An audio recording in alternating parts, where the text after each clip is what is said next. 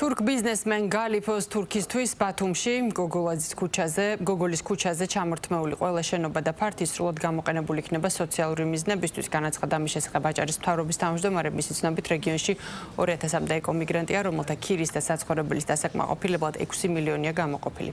დღეს ჩამორთმეული ფართები საცხოვრებელი მიზნებისთვის არ არის გათვალისწინებული, მათ ჭირდება მოწესრიგება. სულხან თამაზაშვილმა მოსახლეობას მოუწოდა არ აყვნენ პროვოკაციებს და დაელოდონ კონკრეტულ გადაწყვეტილებებს.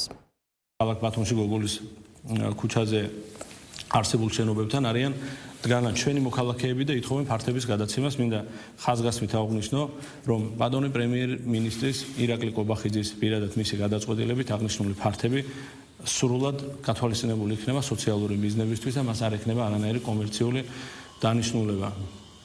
ასევე უნდა აღვნიშნო, რომ დღეის მდგომარეობით რეგიონში ყავს 2000-მდე ეკომიგრანტი ოჯახი, რომელსაც ჭირდება საცხოვრებელი სახლები და სწორედ ჩვენ უზრუნველყოფთ მან საცხოვრებელი სახლებით, ყავს გაყვანილი ქირით. დღეის მდგომარეობით აღნიშნული შენობები არ გახლავთ საცხოვრებელი ფუნქციის მატარებელი, რა თქმა უნდა, ჩვენ კეთილ მოვაწყობთ საცხოვრებლად.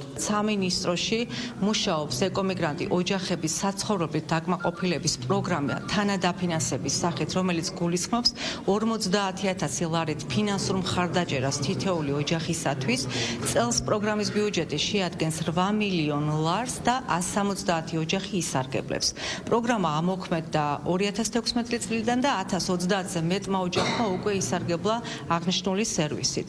რა თქმა უნდა, პროგრამა გაგრძელდება და აღნიშნული ჯგუფებისათვის სოციალური მიზნით აღნიშნული ფართის გადაცემის შესაძლებლობაც დაიშვება. ამ მიმართულებით იქნება მუშაობა.